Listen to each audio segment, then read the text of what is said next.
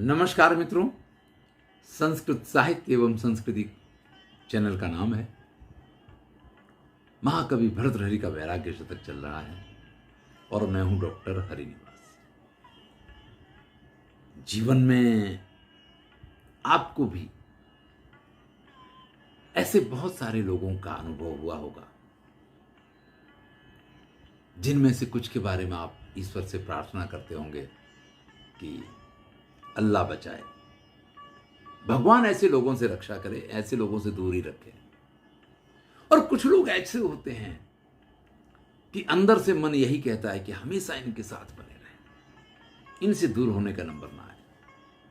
महाकवि भर्तृहरि कहते हैं, ज्ञानम सताम मान मदादिनाशनम, ज्ञानम सताम मान मदादिनाशनम, केशांचिदेतत् मदमान कारणम, स्थानं विविक्तं यमिनां विमुक्तये, कामातुराणाम अतिकाम कारणम।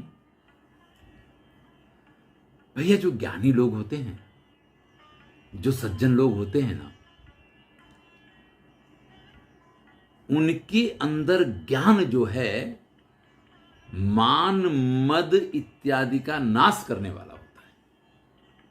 ध्यान दीजिएगा, महाकवि भर्तृहरि ने अपने नीति शतक में भी लिखा है कि विद्या विवादाय धनम मदाय, शक्ति ही परेशां परपीडनाय, खलस्य साधो विपरीतमेतत्, ज्ञानाय दानाय च रक्षणाय। अगर व्यक्ति दुष्ट है तो उसकी विद्या विवाद के लिए होती है, धन मद के लिए होता है, और अगर उसके पास शक्ति है तो दूसरों को परेशान करने के लिए होती है, और अगर वही सज्जन है तो उसकी विद्या ज्ञान के लिए होती है, उसका धन दान के लिए होता है, और उसके पास अगर शक्ति है तो दूसरों की रक्षा के लिए होती है। यहां पे भी कह रहे हैं कि जो सज्जन लोग हैं उनके अगर पास ज्ञान है तो उससे उनका मान मद आदि का नाश होता है और वो ज्ञान के मार्ग पे चल के मोक्ष के रास्ते पे पहुंच जाते हैं या मोक्ष को प्राप्त करते हैं। लेकिन कुछ लोगों के पास जब ये ज्ञान पहुंचता है ना, तो मद मान कारणम, अरे मेरे जैसा ज्ञानी आपने देखा है ना, बड़ी बड़ी उपदेश देते, बड़ी बड़ी बातें करेंगे। एक संत पुरुष थे, अब कहना तो संत ही पड़ेगा, ये सत्य घटना बता रहा हूं आपको, क्योंकि मैं तो नैमिषारण्य में पढ़ा, ऐसे ही महात्मा लोगों के बीच में रहने का मौका मिला, तो उन्होंने बड़ी कोशिश की क्रोध पे विजय प्राप्त करने की। तो उनको ये लगा कि अब तो मैंने बिल्कुल क्रोध के ऊपर विजय प्राप्त कर लिया। अब एक दिन स्वतः ही उन्होंने इस चीज की घोषणा कर दी कि अब मुझे क्रोध नहीं आ सकता है, मैंने क्रोध पे विजय प्राप्त कर ली। अब भाई सभी लोगों ने मान सम्मान किया उनका कि भाई इतनी कठिन तपस्या की है, और इतनी कठिन तपस्या के बाद अगर उनको ये सिद्धि प्राप्त हुई है तो सम्मान तो बनता है। अब उस सम्मान के समय जब बहुत सारे लोग आए थे ना, तो उनके अपने ही नजदीक का जो उनका सबसे श्रेष्ठ शिष्य, वही उपस्थित नहीं रहता है, और इस बात को लेकर के उनको तुरंत क्रोध आ गया। ऐसा कैसे हो सकता है, उसको तो इस कार्यक्रम में हाजिर रहना ही चाहिए। कहानी खत्म हो गई। कितनी छोटी सी बात। तो कुछ लोग जो हैं उनके पास ये ज्ञान जो है ना, वो मद और मान का कारण होता है, और जो सज्जन लोग होते हैं उनके पास यही ज्ञान मद और मान का नाश करने वाला होता है।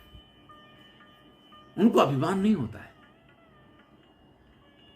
वो मान के लिए भी चिंता नहीं करते हैं। उनके लिए तो सुख दुखम समम कृत्वा लाभालाभो जय जय वाली स्थिति होती है। लेकिन कुछ लोगों के लिए तो ये ज्ञान जो है ना, ये ज्ञान नहीं, ये अज्ञान से भी बढ़ के हो जाता है। एक उदाहरण देते हैं, स्थानम विविक्तम यमिनाम विमुक्त। जो योगी हैं, जो सन्यासी हैं, उनको एकांत की प्राप्ति हो जाए तो ध्यान में डूब जाएंगे, समाधि में चले जाएंगे, किसी प्रकार का कोई उनको विघ्न नहीं हो तो वो समाधि को प्राप्त कर लेंगे। लेकिन वही एकांत अगर किसी कामी व्यक्ति को मिल जाए तो समझ लीजिए भाई, काम के लिए एकांत का होना बहुत आवश्यक है। और आजकल तो थोड़ा इससे भी हटके हो गया है, लोगों को इसमें कुछ संकोच ही नहीं होता है कि अगर वो सबके बीच में भी कुछ इस प्रकार की चेष्टाएं कर रहे हैं। लेकिन एकांत मिलने के बाद तो जो कामी है ना, वो अपने ऊपर काबू रख ही नहीं रख सकता है।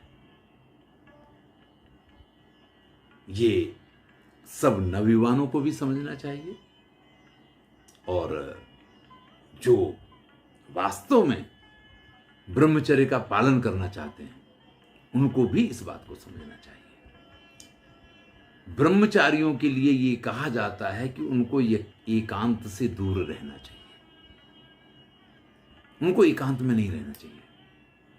और विशेष करके अगर कुछ इस प्रकार का है जिससे कामोत्तेजक स्थिति उत्पन्न होती है तो उनको बिल्कुल भी एकांत में नहीं रहना चाहिए।